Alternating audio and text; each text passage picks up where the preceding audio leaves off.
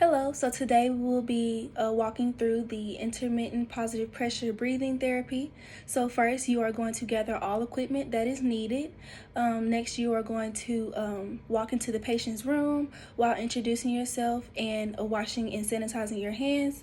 You are also going to be explaining to the patient what is about to happen and making sure that they understand what's about to happen. Okay, so next you're going to assess the patient. You're going to assess their pulse, their rate, and the pattern of their pulse. Then you will be assessing their respiratory rate and listening to their breath sounds. Next, you will need to measure the tidal volume, the vital capacity, and the peak flow rate. Okay, and then you will move into assembling the IPPB machine.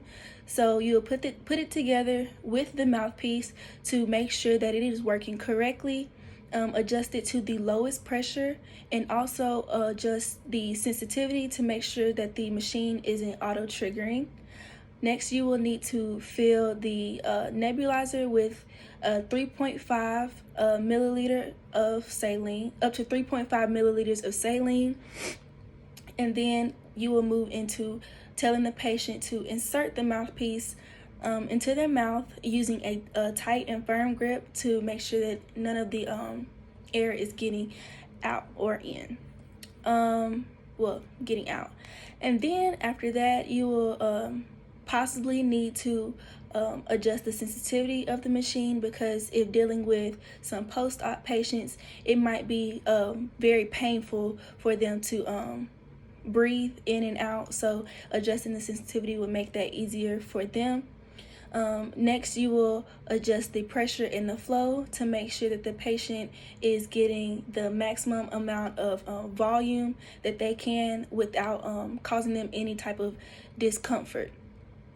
So after you've done this, you're going to make sure that the patient is breathing very slowly, just in and out very slowly, to make sure that they're not about to hyperventilate, or to make sure that they're not hyperventilating. So yes, after you've ensured that they're breathing in and out slowly, you're going to be monitoring the patient's vital signs, and also watching the patient to see if they're going to have any adverse reactions to the machine. So some adverse reactions might be lightheadedness or just any type of fatigue, to make sure that will let you know that they are hyperventilating. So watch the patient to make sure none of that is happening.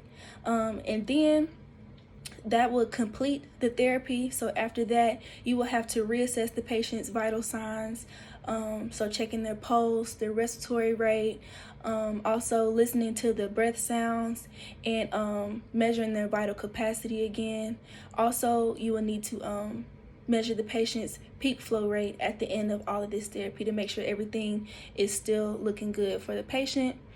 Okay, and after that, the patient needs to you will ask the patient to cough to make sure that they're not producing any sputum, or if they are, the clinician should record the color of the sputum, the consistency, if the sputum has any type of odor or anything.